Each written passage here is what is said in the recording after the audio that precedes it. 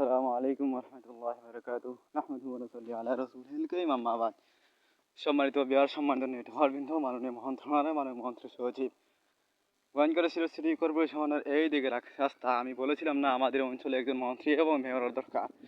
দেখেন আমাদের এমপি মাননীয় মন্ত্রী আরফুল হক সাহেব দামাত মারকাতহুম হাফিজাল্লাহ, দেখেন উনি রেল লাইনের দরকার নেই, না আমাদের এই রাস্তার দরকার। দেখেন আমাদের এই অঞ্চলের যাতায়াত করা খুব কষ্টদায়ক। এই জন্য বলেছিলাম আমাদের অঞ্চলে সিটি কর্পোরেশন এবং মন্ত্রী হিসাবে দরকার। আপনারা বলেছিলেন সবার মাধ্যমে, নেটওয়ার্কবৃন্দ বলেছিলেন অতি শীঘ্রই আমাকে মন্ত্রণালয়টা ডাকতে হবে। আমি বলি, গত একটি লাইভে বলেছিলাম ডিসেম্বরের আগে আপনারা আমাকে বলবেন আমাদের এই মন্ত্রণালয়ের বিষয়ে এবং আমাদের সিটি কর্পোরেশনের কাজের, এবং ওই দেখেন আমাদের রাস্তা কি অবস্থা, কি আমাদের অঞ্চলে মানুষ যাতায়াত করতে পারে নাই। এই জন্য বলেছিলাম আমাদের এই অঞ্চলকে একটি রাস্তা দেওয়ার জন্য। মাননীয় মন্ত্রী সাহেব, মাননীয় মেয়র সাহেব আমাদের এই অঞ্চলে গিয়েছিলেন এই রাস্তা দিয়ে, কিন্তু কোনো কাজে গুরুত্ব দেননি। এবং গত 2 দিন আগে উনি এসেছিলেন গুরুচি স্কুলে বিদ্যালয়, কিন্তু আমাদের এই অঞ্চলে আসতে পারেনি।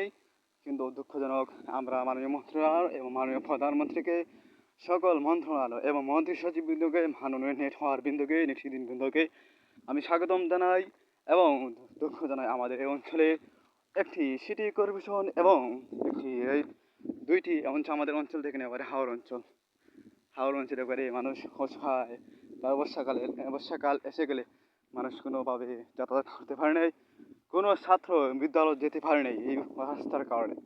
এই যে মানুষ উন্নতর দিকে যেতে পারে না, কেননা অশিক্ষিত হলে কোনো মানুষ দাম দেয় নেই, কিন্তু শিক্ষিত হলে বিভিন্ন দেশে ভ্রমণ করতে পারে এবং বিভিন্ন লাইনে মানুষ উন্নতর দিকে যায়।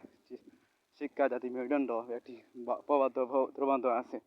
কিন্তু আমি মাননীয় মন্ত্রণালয়, মাননীয় মন্ত্রী সচিব এবং আমাদের মাননীয় মন্ত্রণালয়ের সকলকে জানাই আমাদের এই অঞ্চলে রাস্তা দেওয়ার জন্য এবং সিটি কর্পোরেশনের যথাযথ খাত দেওয়ার জন্য এবং আমাকে নির্বাচন করার জন্য আপনাদের কাছে বিনীতভাবে অনুরোধ করছি, আহ্বান করছি। এবং আমার সাথে সহযোগিতা করবেন আমার মেসেঞ্জার মাধ্যমে এবং হোয়াটসঅ্যাপের মাধ্যমে আমার সাথে কথা হবে ইনশাআল্লাহ। এবং আমি ভিডিও বার্তা আপনাদের মেসেঞ্জারে এবং হোয়াটসঅ্যাপে দিব। এই জন্য আমার বক্তব্য সমাপ্ত করলাম। ইনশাআল্লাহ আগামী 2 দিন পরেই, কালকে আমি যেখানে সিটি কর্পোরেশন হবে সেখানে লাইভে কথা বলবো এবং লাইভ ছাড়বো। সবাই ভালো থাকুন। মাননীয় সেনাবাহিনী, বিমান বাহিনী সকলকে আন্তরিক ধন্যবাদ এবং নেটওয়ার্কবৃন্দকে অসংখ্য ধন্যবাদ আমার পক্ষ থেকে। সকলকে আন্তরিক আসসালামু আলাইকুম।